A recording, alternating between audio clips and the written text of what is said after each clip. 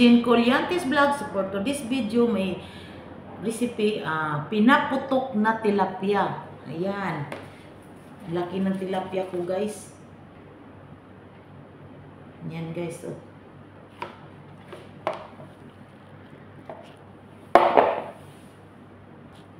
So, ayan, guys. I-ano na to siya, guys. Hihiwain natin dito para magsip-sip yung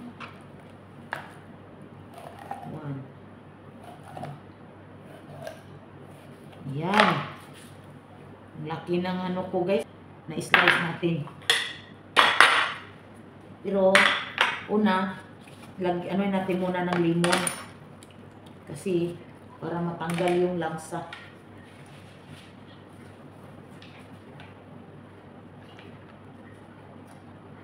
Napangguga yung limon namin, guys.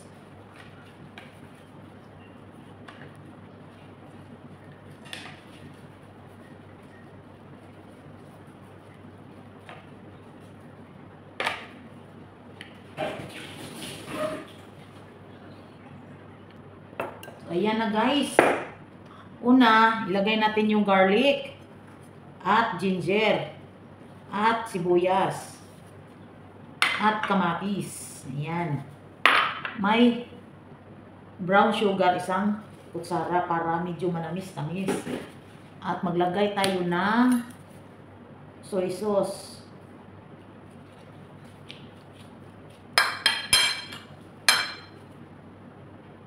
Tatlong kutsara.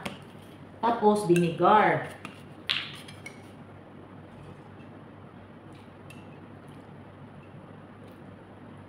Ayan.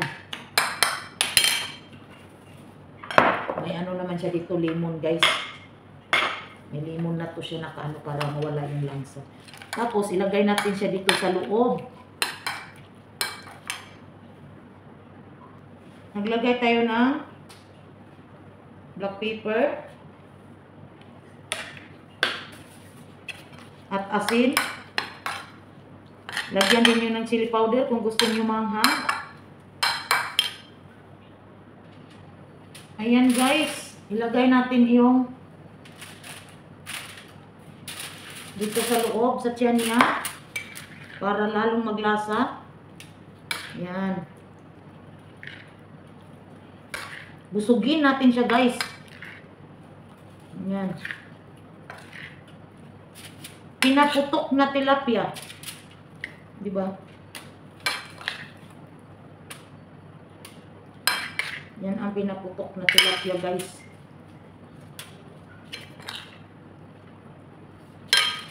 Para makasip-sip yung ano niya. Tapos, dito na yun. Tapos, lagay ninyo dito yung onion, itlog. Ayan. Ayan. Right? Babalutin natin. Parang ano siya. Hindi mabalot lahat. Kukuha pa tayo ng isa. Maliit pala ito, guys. Yung ano po, aluminum foil. Dalawahin natin.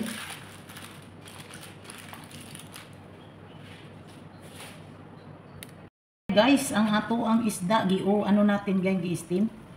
So, hintayin natin siya maluto, guys. Wow! Tingnan natin, guys. Yung isda. Pero parang hindi pa siya ano, guys. Hayaan muna natin. Guys. Yung ano natin, guys. Tanggalin na natin kasi baka maano yung kaldero natin, guys. Pinaputok na tilapia. Yan.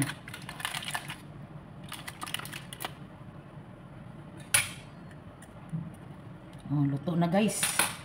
So, ang sabaw, atong hinay-hinayon para di makon kay isabaw na to ni sa ibabaw guys.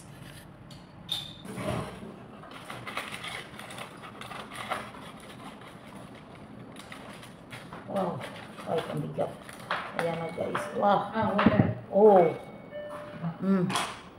Ayan guys. Tapos, ayan na guys, yung pinaputok ko na tilapia.